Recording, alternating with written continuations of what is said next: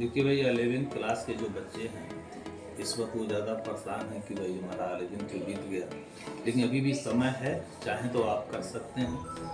और अब थोड़ा बच्चे जो है 10th पास करके निकलते हैं तो उनके दिमाग में तो एक हौसला रहता है, 5-6 महीना तो ऐसे ही बिता देते हैं। लेकिन अब मान लीजिए जो भी हो गया, बात बीत गई, तो थोड़ा एक सिस्टम से पढ़ें तो ज़्यादा है। जो भी टॉपिक मान लीजिए आपको फिजिक्स, केमिस्ट्री, मैथ या जो भी बायो में पढ़ाया जाता है, एक बार घर पर आप उसको अगर रीड करके आएँ तो ज़्यादा बेस्ट होता, आपको समझ में आ जाता है। और उसको फिर घर जाके उसको आप रिपीट करते रहें। आप किसी भी टॉपिक को ज़्यादा दिन मत छोड़िए कि आप पढ़ लिए 2 महीना उसको टच ही में नहीं है तो वो आपको पक्का कि 80% आपको भूल जाएगा। तो इसका यही है कि आप बीच-बीच में उसको आप देखते रहिए, चाहे जो सब्जेक्ट हो।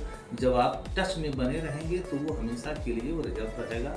कभी भी टेस्ट हो जाए तो आप उसका टेस्ट दे सकते हैं। अब लोग छोड़ देते हैं, 2-2 3-3 महीना उस टॉपिक को देखते ही नहीं है तो उनको एकदम ब्लैंक हो जाता है।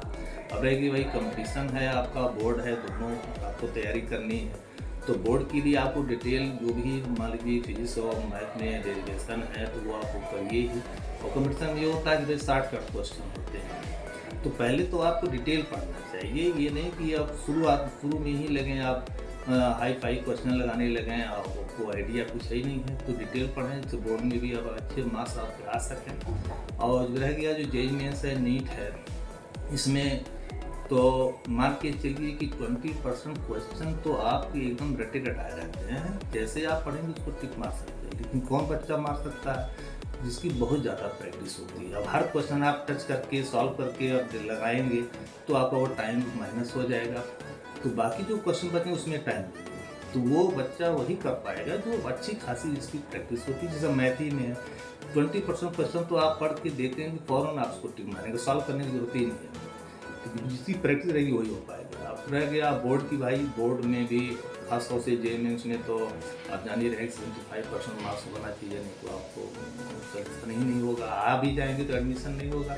तो बोर्ड का फोकस खास तौर से करिए। और 11th और 12th दोनों का सिलेबस आना है, तो 11th में आप अगर लूज हो गए फिर 12th का आपके ऊपर ज़्यादा प्रेशर पड़ जाएगा, तो सोचेंगे हम 11th कैसे पढ़ें और फिर 12th भी कैसे पढ़ें। तो बेसिक स्टार्टिंग से ही आप अलर्ट रहिए और सारे टॉपिक अच्छे ढंग से उसके जो नोट बनाए रहिए और बीच में उसको देखते रहिए, टच में बने रहिए। टीचर हमारे यहाँ जितने हैं सब आपके लिए प्रिपेयर हैं। जब चाहे तब आप कहीं भी किसी भी लेसन का बहुत पहले का है उसको अभी डिस्कस करना हो तो आप डिस्कस कर सकते हैं, सब लोग वैलिड रहते हैं। तो हमारा ये कहने मतलब है कि जो इस वक्त 11th में मौजूद हैं उनका तो अब समझिए समय ख़त्म हो गया है, लेकिन अभी भी चाहें तो अच्छा प्रिपरेशन कर सकते हैं। लेकिन अब घर एक टाइम टेबल बनाना चाहिए, डेली टच होना चाहिए सारे सब्जेक्ट जो कोर सब्जेक्ट है आपके, जैसे फिजिक्स, केमिस्ट्री, बायो, ये नीट वाले हैं और मैथ वाले जो है फिजिक्स, केमिस्ट्री, मैथ है, तो टच डेली होना चाहिए। ये नहीं कि आप एक फिजिक्स पढ़ रहे हैं तो एक हफ्ते तक फिजिक्स ही पढ़ रहे हैं, तो ये मतलब पढ़ाई का जो ढंग है ये अच्छा नहीं है। बेहतर है हर सब्जेक्ट एक जो रूटीन बनाइए, घंटा 1.5 घंटा एक पर टाइम दीजिए और प्रॉपर उसको पढ़िए, डिस्कस करिए, बच्चों से अपने दोस्तों में भी डिस्कस करिए। ठीक है, हम इतना कहना चाहेंगे। अभी समय है, हौसला आप बनाए रहिए, सब होगा, बोर्ड भी अच्छा होगा और कंपटीशन भी आप बीट करेंगे।